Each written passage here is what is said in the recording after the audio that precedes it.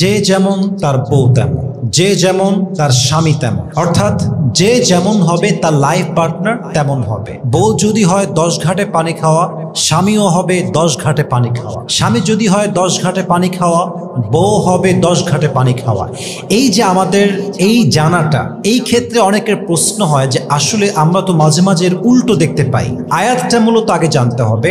আল্লাহ তাআলা সূরাতুন নূরে বলেছেন, আল খাবিসাতু লিল খাবিসিনা ওয়াল খাবিসুনা লিল খাবিসাত ওয়াত তাইয়িবাতু লিত তাইয়িবিনা ওয়াত তাইয়িবুনা লিত তাইয়িবাত। It means bad character people, they will have bad character people, and good character people, they will have good character people. যে যেমন তার জীবন সঙ্গী হবে তেমন, এর অর্থ হচ্ছে এইটা। এখন এই আলোকে আমরা প্রশ্ন করি যে সবসময় তো এরকম আসলে হয় না, তাহলে এর উত্তরটা আসলে কি হবে? উত্তরটা হচ্ছে যে আসলে এই কথাটা অলওয়েজ সব জায়গায় সেমভাবে অ্যাপ্লাই করা পসিবল নয়। যেমন আপনি খেয়াল করেন, ফেরাউনের মতো জঘন্য দুশ্চরিত্র, এর চেয়ে নিকৃষ্ট কোনো পুরুষ কি আল্লাহর জমিনে দ্বিতীয়টা আর কেউ কি আছে যুবক ভাইরা? তার ঘরে আল্লাহ তাআলা আসিয়া আলাইহিস সালামের মতো পুত পবিত্র নারী দান করেছে। তাহলে বোঝা গেল স্বামী খারাপ হতে পারে, নিকৃষ্ট হতে পারে, বাট স্বামী খারাপ হলেও কি হবে, মাঝে মাঝে বউও ভালো হয়। এরকম যুবক ভাইরা হয় কি হয় না? অর্থাৎ স্বামী খারাপ হয়েছে মানে যে বউ একদম খারাপ হবে তা নয়, মাঝে মাঝে স্বামী খারাপ হয় বাট বউ ভালো হয়।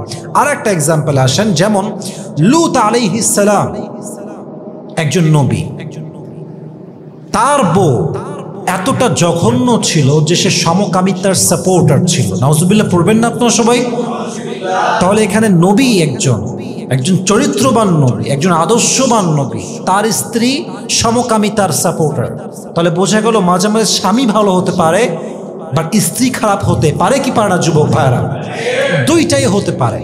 বাট একটা কথা মাথায় রাখবেন, আপনি একজন হাজব্যান্ড, আপনার অতীতটা খুবই খারাপ। আপনি 10 মেয়ের সঙ্গে জেনা করেছেন, আপনি 10 মেয়ের সঙ্গে বিয়ের আগে প্রেম করেছেন, and you know you had deep relationship before you get married. বিয়ের আগে আপনি অনেক রিলেশনশিপ করেছেন, অনেক রিলেশন ছিল আপনার আসলে। তো আপনি যদি বিয়ের পরে ভাবেন যে আল্লাহ যদি বলছে যে যে যেমন তার বউ তেমন, যে যেমন তার স্বামী তেমন, তাহলে আমি যেহেতু খারাপ আমার বউটাও খারাপ, এই চিন্তা করা যাবে না। মানে হচ্ছে মাঝে মাঝে আপনি খারাপ হতে পারেন, আপনি ফেরাউনের মতো হতে পারেন, বাট আপনার ঘরে একজন পুত পবিত্র নারী দান করতে পারে একজন। আওয়াজ দিয়ে বলেন তো তিনি কে? এর আরো একটি ব্যাখ্যা আছে। মূলত এই আয়াতের অনেকগুলো ব্যাখ্যা মুফাসসিরিন ইকরামরা লিখেছেন। একটি ব্যাখ্যা লিখেছেন ইমাম জারির আত-তাবারি রাহমাতুল্লাহি আলাইহি রাহিমাহুল্লাহু তাআলা। উনি লিখেছেন যে এই আয়াতের মূল ব্যাখ্যা হচ্ছে এরকম, এই আয়াতটা নাজিল হয়েছে হচ্ছে আয়েশা রাদিয়াল্লাহু তাআলা আনহার একটি প্রেক্ষাপটে। সে প্রেক্ষাপটটা কি ছিল? কাফেররা, মুনাফিকরা ওনাকে গালি দিচ্ছিল, ওনার চরিত্র নিয়ে কথা বলছিল।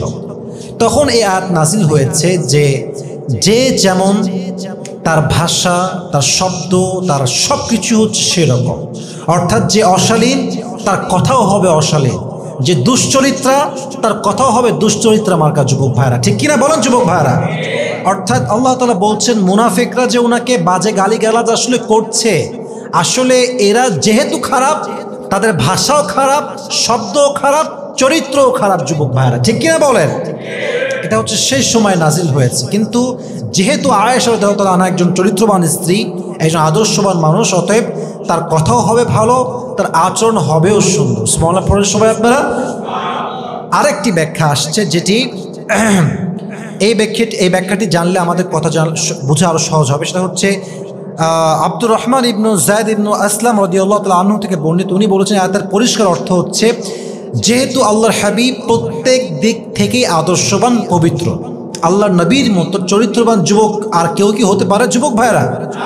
তো আল্লাহ তাআলা বোঝাচ্ছেন যেহেতু আমার নবীজি পবিত্র, তাই তার স্ত্রীও হবে পবিত্র। অর্থাৎ তারা যে আয়েশাকে কলুষিত করছে যে আয়েশার চরিত্র খারাপ, ব্যাপারটা এরকম নয়। যেহেতু নবীর চরিত্র পবিত্র, অতএব এরকম চরিত্রবান যুবকের বিয়ে চরিত্রবান নারীর সঙ্গে হওয়াটাই হচ্ছে স্বাভাবিক ব্যাপার। পড়েন সবাই সুবহানাল্লাহ।